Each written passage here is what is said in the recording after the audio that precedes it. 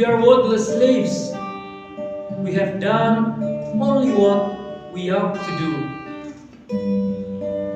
My beloved brothers and sisters, one of errors of believers is a wrongful direction in believing. People often act as if they are individuals who can command God as they please. In fact, it is God who becomes the master of our lives, and it is us who become His slaves. It is Him that we come from and return to. Dear brothers and sisters, in today's Gospel, Jesus teaches us an essential attitude that we have to live in as a slave. Obedience is one of the positive values that we can follow as example from a slave being obedient to master.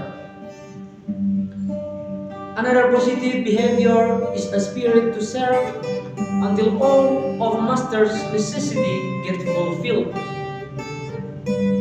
An excitement of serve God will help us to always realize how tiny we are in the face of Him. Moreover, as a slave, we are given a life and taken care by God, the source of life itself. Today we commemorate Saint Martin of Tours.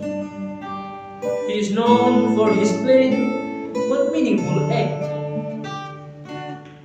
It was thought that when Martin was still a soldier, he split his cloak in half and covered a beggar who was cold. In his dream, Jesus said to his angels, "Martin, who is still a catechumen, has covered me with his clothes." This act was not merely an act of compassion, but a true expression of a servant. Martin did not expect anything in return, but was sensitive to the suffering of others and acted with sincere love.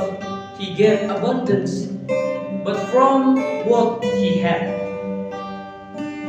After leaving his career, Martin lived as a monk and later became Bishop of Tours. As bishop, he remained humble and simple, rejecting luxury, serving the people with love and taking side with the poor and oppressed. Dear brothers and sisters in Christ, the example of Saint Martin challenges us to re-examine what it means to be a servant of Christ in this modern world. Being a servant doesn't have anything to do with losing dignity, but rather finding true greatness in humility. A servant does not wait to be praised. Rather, he is that servant of love. He gives because he knows that every act of love, no matter how small, is an offering to God. A servant like Martin sees the face of Christ in every person who suffers. O God, teach us and enable us, your slaves, to be faithful and obedient, doing each of our duties, works, and service in sincerity and humility.